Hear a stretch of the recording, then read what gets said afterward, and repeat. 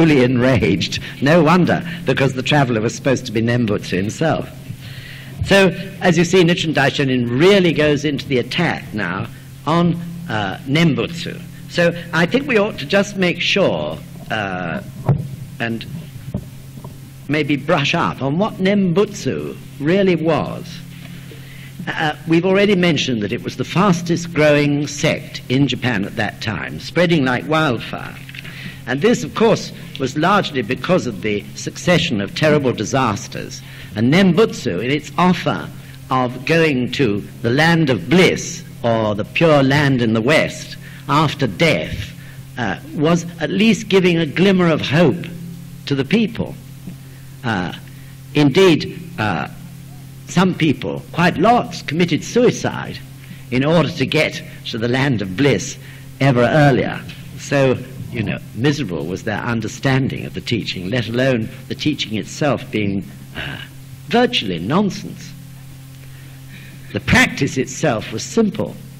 Just chant Nam Amida Butsu over and over whenever you liked. Nam Amida Butsu means I devote myself to Amida Buddha. And the teaching actually, as this says, came from China. It started in China round about the year 300 to 400 AD. And it came from China to Japan. And this man, Honen, who was born in 1133, just about 100 years on the way to it, before Nichiren Daishonin was born. He read these teachings and decided to propagate them, and founded what was called the Jodo sect. This was founded in 1175. Jodo means the pure land. So it means the pure land sect. So the teachings, the moment he began to preach them, began to spread quite strongly. That was round about the beginning of the 13th century, 1200 and something. But at that time, strangely enough, the monks and priests of the entrenched Buddhist sects, rather like they did with Nichiren Daishonin, got extremely worried and eventually succeeded in having Honen exiled. He was exiled in 1207.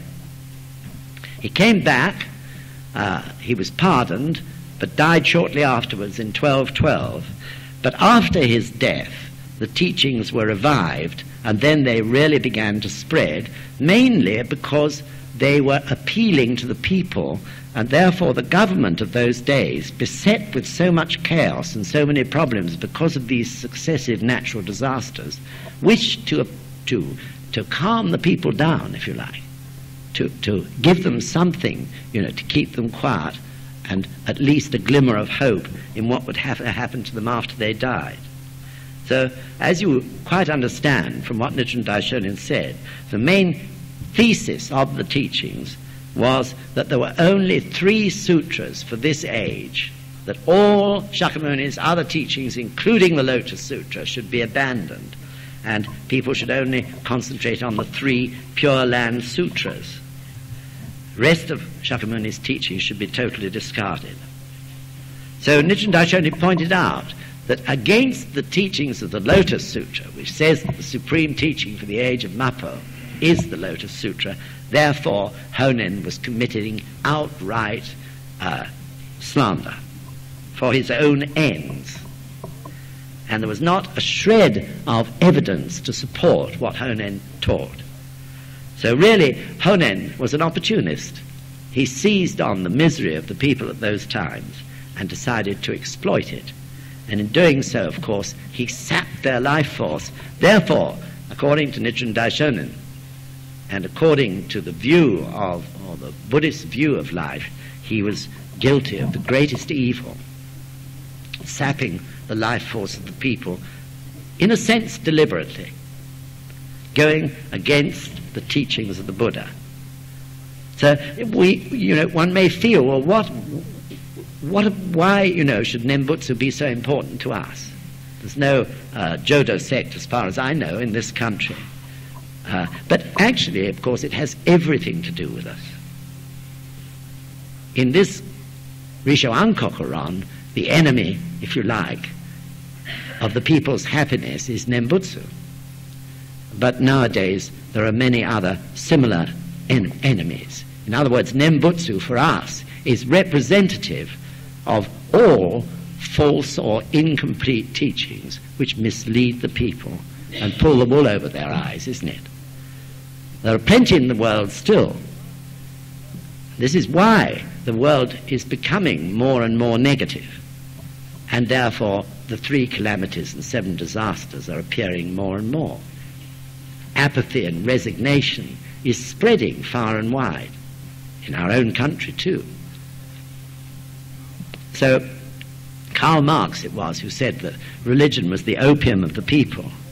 And in this sense, in relation to Nembutsu or other teachings which pull the wool over the people's eyes, that is true, isn't it? And in fact, of course, at times, even Christianity and some of the other established religions have tended to lay emphasis from time to time on something similar to the Pure Land, that is to say, heaven after death. And they haven't totally made the dogma or doctrine about heaven and what happens after death clear. Likewise, for example, a Muslim who is fighting in a holy war for Islam goes to paradise if he's killed in battle. So this is a similar sort of thing, isn't it? And of course, if you take a more modern religion, which is communism, this also is pulling the wool over the people's eyes, because they rely on propaganda. They feed only what the authorities, feel the people should hear, and do not allow freedom of speech. So this is muzzling the people, really. So one wonders, how it can be that people can be so misled. But then, if people are suffering desperately and are miserable, they will, they're willing to grasp onto anything, often, unfortunately, which sounds attractive. So even the monks, for instance, that brought the teaching of Nembutsu from China to Japan, or some of the other false and erroneous teachings, those monks nevertheless were educated people. They knew, because they'd come from China, about agricultural techniques that the Japanese people had never heard of, also about medicine, for example. Therefore, their wizardry in that respect could really win the respect of the people, and they used that knowledge in order to pull the wool over the people's eyes. Christian missionaries in Africa did a similar thing, really. They were far in advance in terms of education and knowledge to the African peasants themselves. When Captain Cook arrived in Hawaii, all the natives thought he was a god. Captain Cook was far from a god, but that's what they thought. And in the Middle Ages, for example, in our own history, in the history of Europe generally, the monks who brought religion were also scholars, and therefore again could be revered by the people for their incredible wisdom and knowledge, so-called. And today we see the same thing going on, don't we?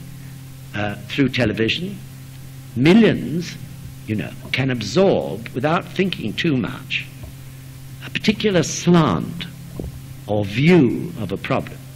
It may be totally one-sided and biased, but it can deeply affect everyone's life. So definitely through that, television can breed violence or racism, for example, depending on which way that particular television company or producer wishes to place the slant of what he's putting before the public. The classic thing of all, of course, was the terrible happening in Guyana, wasn't it? Where hundreds of people committed mass suicide following the order of a religious leader, who was just nothing else but a madman. yet they did it.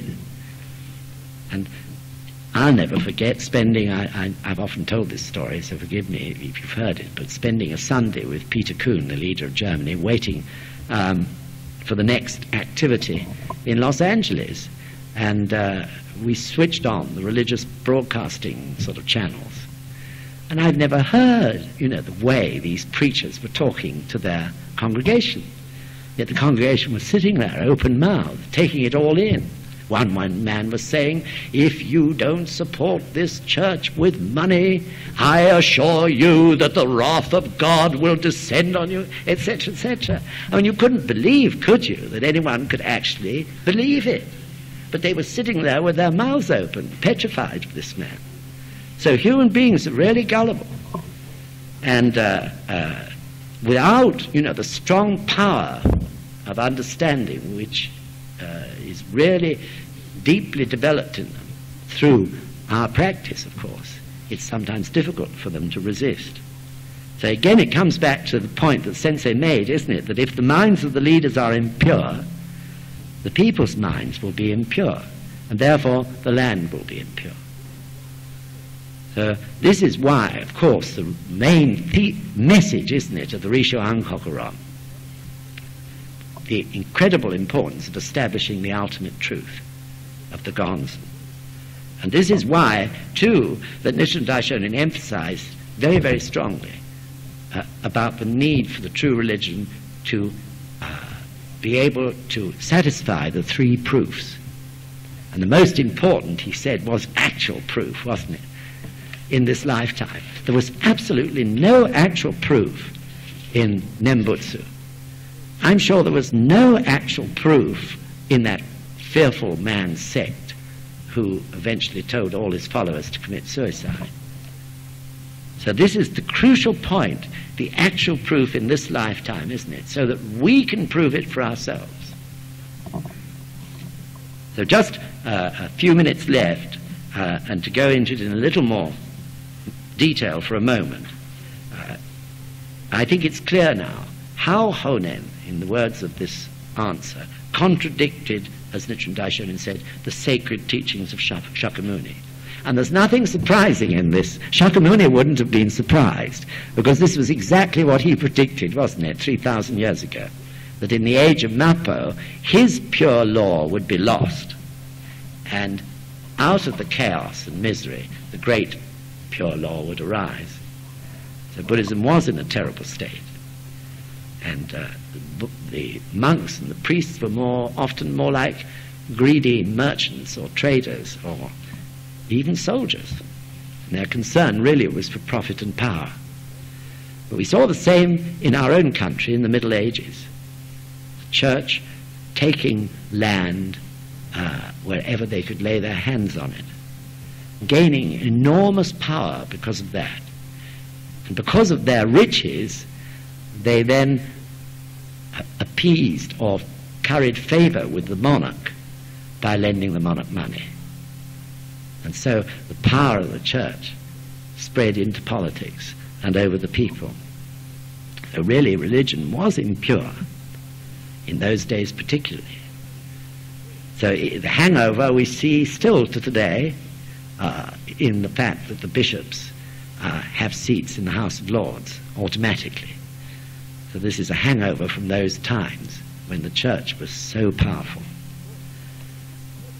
And of course, these sort of influences is what brought the ridiculous situation in World War I and II, where you had Christian priests on both sides, in Germany and also in this country, who were inspiring the soldiers, also in America, to go to war, and the fact that their cause was right and so on, yet they were on opposing sides, because they were trapped in politics, in the political web. But of course, worse still, this impurity is what leads eventually, this negativity, to the 3 calamities and 7 disasters, because the people's life force is sapped and they can no longer feed it. So in medieval Japan, people turned to Nembutsu, but today they turn to all sorts of other things, don't they? Drugs, alcohol, sex, incessant music, which is a sort of drug. People walking along the street.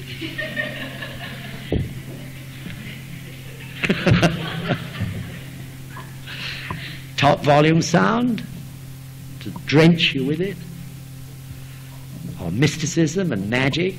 All these things are attempts to escape, aren't they? And as the established religions decline, so this confusion and guilt even grows in people. So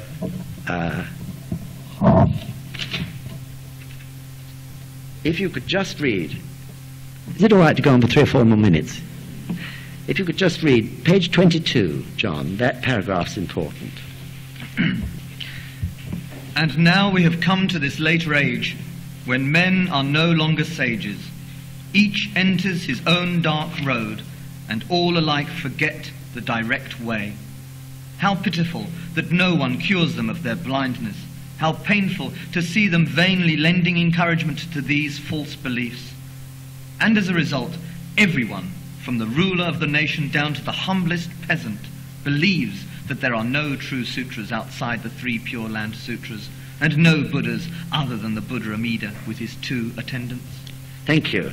So, in Sensei's lecture, he quoted from a gosho called Genkosho, which means decreasing the span of life. And in that gosho, Nichiren Daishonin explains that as human beings develop intellectually, so the evil in them grows stronger. In a way, it's natural, isn't it, and understandable, because as intellectually they grow, their arrogance grows with it, the arrogance of conceited minds, or it can do quite easily, of course not in every case. And so they use the superior knowledge to gain power over others. So this is why there has to be a religious teaching that's more powerful than any knowledge, isn't it? That goes beyond knowledge or deeper than knowledge. Than the greatest knowledge you can find, that religious teaching can embrace. And this is why, again, the Causton is so important for Mappo.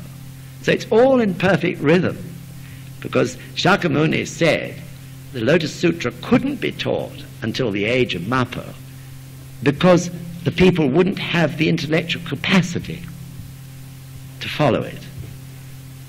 So this is the balance, isn't it? The natural balance of life.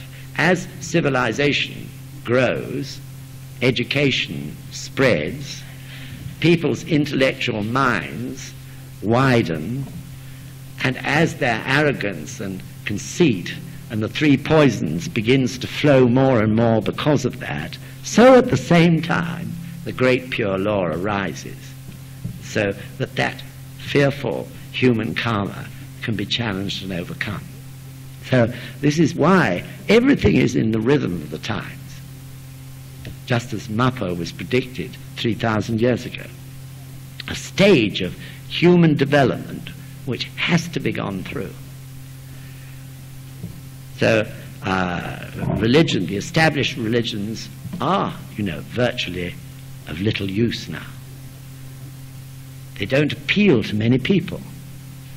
I understand Robert found a statistic somewhere, or heard that the actual number of active Christian members of the Church of England is only 1 million. Of the Church of England within a population of 50-something million. That's all, the active members. Lots more, but they're inactive. That's not many. We're aiming for 1 million members at the beginning of the 21st century. So Christianity really began to fail, didn't it, when Galileo said the world was round and not flat. And the church, sadly for themselves, went on insisting that it was flat. And eventually he proved without a shadow of doubt that it was round. Even today, the Pope says contraception is evil. Even to this day, when the world's in danger of overpopulation. Buddhism would say, people should have children with wisdom. People should have sex with wisdom. This is the way to do it. So certainly, too, these poisons spread into other areas of life, into the arts and economics and science. So in the arts, sex and violence in art, as we were talking in terms of television just now, stimulates those desires in people. In economics, the great god of profit stimulates greed, of course. And in science, science has developed now an incredible consumer society where waste is carefully planned, obsolescence is carefully planned, so that, this increases profit. So, in terms of the body and the shadow, society as the body has to straighten up, doesn't it? Then the shadow, which is the environment we live in, and all its problems will straighten up too. And the 3 calamities and 7 disasters will cease. So, in every way, you can see or broaden one's vision of what Causton Rufu really is, of the need for this role, not just of Buddhist activities such as going to discussion meetings and doing shakubuku. That is one aspect, isn't it, of Causton Rufu, but the other aspect, which I talked about a lot recently, of, following a path which is your own chosen path, and within that sphere of action, bringing about change for the better in society. So really we're fortunate enough, I think, to belong to an incredible movement, and I can't help smiling whenever I think about it. And it's a grave task, incredibly important one, but I think we're so fortunate that we can do it, and also we get unbelievable joy out of doing so. So that perhaps was seen more than anything this last AGM. And incidentally, in concluding, I really want to thank many of you as leaders were deeply up to your necks in the AGM, and it was a great AGM, the best we've ever had, and I really thank you for all you did. Thank you very much indeed. Many thanks. Thank you. Thank you very much. Thank you. Masterly leader. Thank you very much.